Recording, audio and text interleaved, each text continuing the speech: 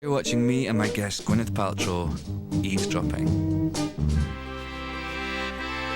So here we are at the Roosevelt Hotel, the epitome of old Hollywood. Here we are. And Where now we are have the benefit of a car park that's not underground. Yeah. This way. Do. You know Clark Gable? Mm-hmm. And you know Carol Lombard? Not personally, but yes. Well, they used to have a little affair. Really? And they used to come here No. to this suite for afternoon shags. No way. Hence, it's called the Gable Lombard Suite. Wow. Imagine. Oh. I think the thing is, it's like old Hollywood is so much more glamorous than new Hollywood. I know. It's because there was so much mystery then. Yeah. Now the press is so... Now you see everything on E. Should we go out on the roof? Yeah. Wow. Isn't this fantastic? Imagine Clark and Carol with a martini. It's pretty amazing, isn't it? But I think Hollywood, it's got two... I thought after, you know, September the 11th thing, well, I mean, it's how horrible it was, but one of the good things is it maybe puts some of that stupid press stuff in perspective. And then September 11th happens and you think maybe people will focus on something that's A bit more less meaningful. trivial Yeah. than, you know, what Tom Cruise is doing, but... I know. But I mean, I was thinking about them, right? Like coming here for their secret assignations. If you wanted to have a secret shag nowadays, Oh, forget it. you would call up someone's publicist to arrange it, wouldn't you? Yeah, Are you hungry? I could eat. What could you eat though? Are you macrobiotic? Yeah. What does that mean? What you try and do is eat organic whole foods. Yeah. You eat sort of what's in season, and you eat, kind of the theory behind it is that, you know, we are not built, we are not made to eat like cheese that's plastic and Yeah. wrapped up with all these chemicals and hormones from the cow that's in the milk, that's in the cheese, and all the preservatives and everything.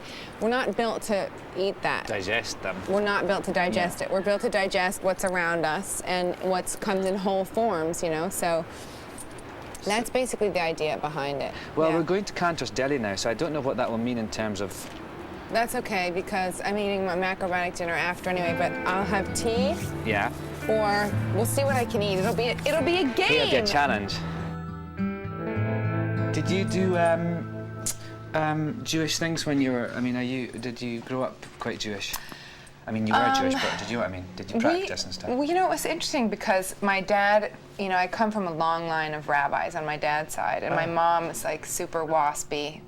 Oh, so she's not Jewish, your mum. So you're strictly not Jewish then, aren't you? Well, you know, people say that. They say, oh, you know, if your mother's not Jewish, you're not Jewish.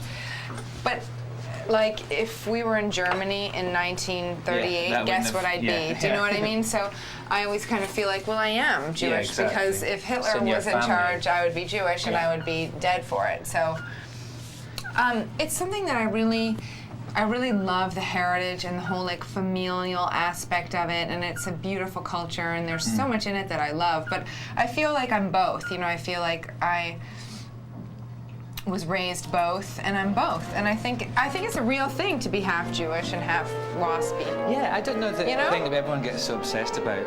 Yeah. One thing. Did you have a bar mitzvah and stuff? No, my brother had a bar mitzvah, and I did not. Why not? Are you jealous? No, when I was 14, I decided I wanted to be Catholic. Oh. My father's like, he was like, this is, what is this, a Woody Allen movie? And you wanna... So, yeah, I wanted to be Catholic, but, so I went to Mass and everything for a while. Did not. I did so. St. Did you have Thomas that sort of More on like 89th Street in Madison. That kind of whole Sound of Music nun thing. I think I really liked the idea that you could be forgiven for things, especially when you're a teenager and you feel like And a you're doing terrible bad person, things, and yeah. you're like not in the cool group, and then, you know, it's like, and you're being tortured, and you feel like there's a higher power who will forgive you, and you That's know. very interesting. Yeah, I liked So you it. can behave badly, but there's going to be a Well, way out. I didn't really behave badly when I was 14. That came a little bit later on. Aye, baby.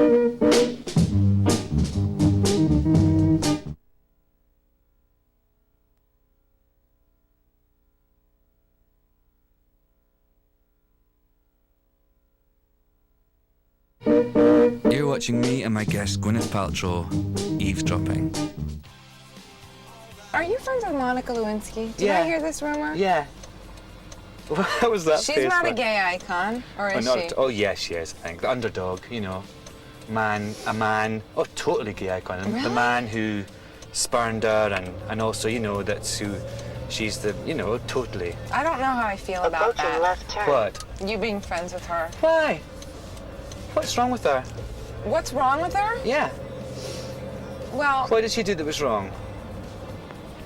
well, I just don't like the whole situation. I'm not fully, you know, I'm not blaming her, but I just think that it's wrong that someone becomes a celebrity and that gains total access to things, you know, without working for it, and in fact for doing something like that and for being like this part of this great pox on our history. I just think it's really unfair, the whole system. Well, what and about also, that? It's the man, right? Who's the powerful person in that scenario? The president, the big powerful businessman, or the little intern girl who's in love with him? The president, right? And who's the one? And who do we all blame because we're a society that thinks women are the ones who should take the blame if there's any kind of sexual Oh, misconduct? I'm not blaming her over him. I mean, I think he is the one totally responsible. Oh, that's good. I'm just saying that, you know, I don't like how it's all sort of come out, and that I don't like the fact that she does all this press about it because she's famous for something that I think is very unladylike. Excuse me.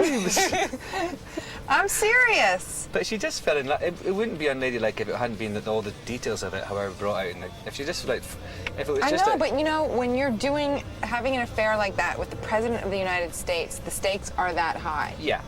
And that's part of it. But you know, I know. Do you know what I mean? That all those prurient details will come out. But I don't think it was. I don't think she was as. I don't think it was a calculated thing. Do you know what I mean? She didn't. When you're having those sort of passionate things, you don't. I mean, I've done things that, if people knew, if like, you know, if they came out, it would be very, very upsetting. Yeah, me too. So you know, I'm sure you don't think it. At the time, you think, well, you don't even think about that. You're so in the moment with the passion. I don't know. I think you do. I think you think about it. But you surmount it, as it were, because you go on with it. Oh, I made a record with Liza. I did a duet with her. You're like super fag now. I know. I know, when you met me I was shagging supermodels, and now I'm I know. You really doing went duets the with other Liza. way. No, what happened? What happened? That's really I'm kind exciting, of gay though. icon. How do you get to be friends with people like Liza and Britney? I mean, what is going on? You just have to be a gay icon. Like that. I am a gay You are a icon. gay icon. This car is so full of gay iconness. I just want to say one thing. Yes. That when I said she's the thing about ladylike, Yes. I don't mean that it's unladylike. Oh, what did you mean? I just mean doing it with, you know, A married man. president of the United States in the Oval Office. It's not Yeah. ladylike. I'm very intrigued by your use of the ladylike phrase, though. I like that very much. Oh, it shows your waspy background. It's my waspy side. And now we're going to Cantus, so the Jew is going to come spilling out.